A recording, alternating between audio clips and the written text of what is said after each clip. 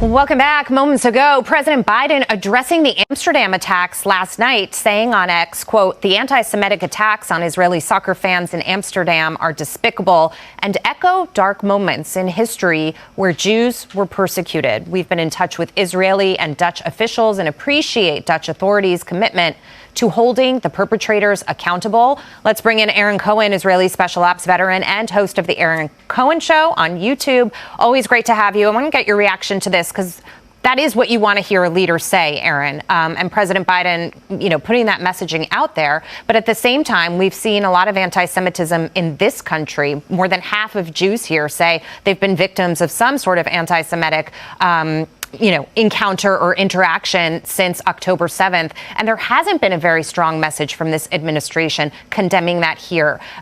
There's conflicting messages, and ultimately we just want to solve the problem. So what happens next? So first of all, it's good to see you guys. Here's where I'm at with this one. I think everybody was in shock when they saw this. First of all, this was a coordinated mob attack.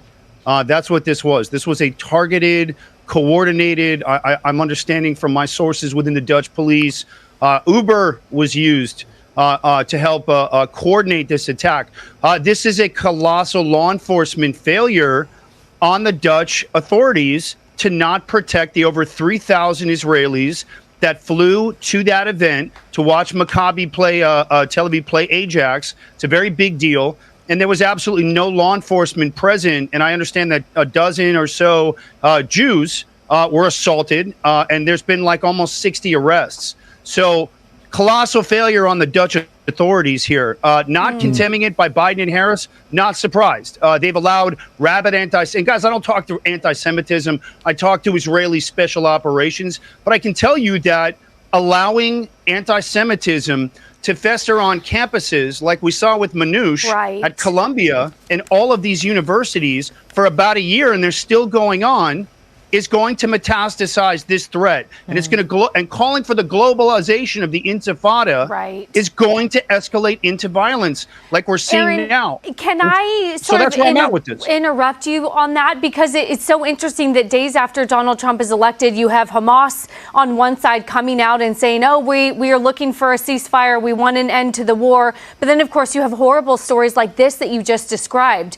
Do you believe Hamas, and are they afraid of Trump? They're terrified of Trump, and they should be.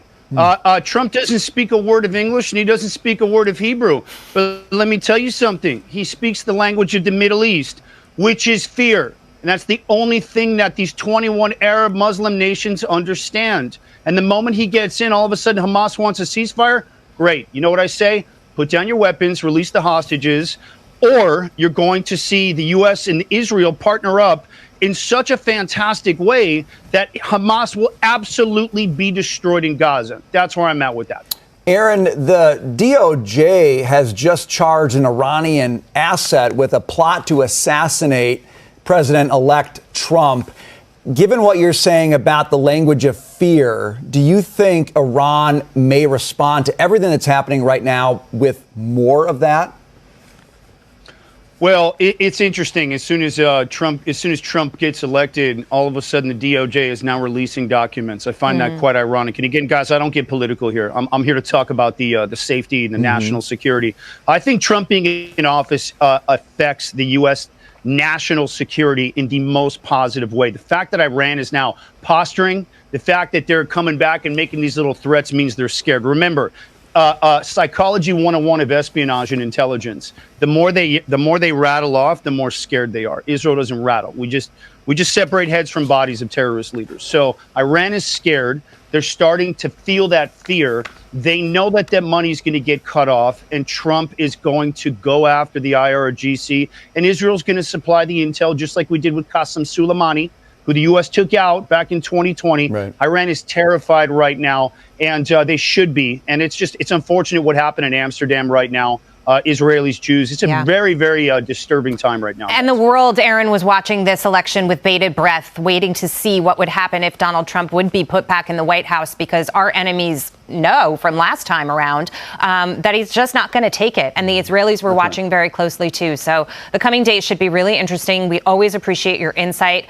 Hopefully he'll be able to put a stop to what we're seeing around the world right now. Thank you, Aaron. Well, I'm here for the president. Anything he needs. How's it going, guys? Aaron Cohen here, Israeli Special Operations veteran. If you guys enjoyed that interview and you're a fan of my work, I've got some exciting news. I've just launched the Aaron Cohen Show podcast on YouTube. It's going to be even a deeper dive into my work in Israel and peeling back all those incredible magical operations that Israel's been pulling off. I'm also going to be combating that anti-IDF and anti-Israel misinformation garbage. But I need your help. Hit the link in my description or in my bio and grab yourself a mini sponsorship package. They start at about $25. Help support the first season of the Aaron Cohen Show and become a sponsorship team member. Appreciate you guys.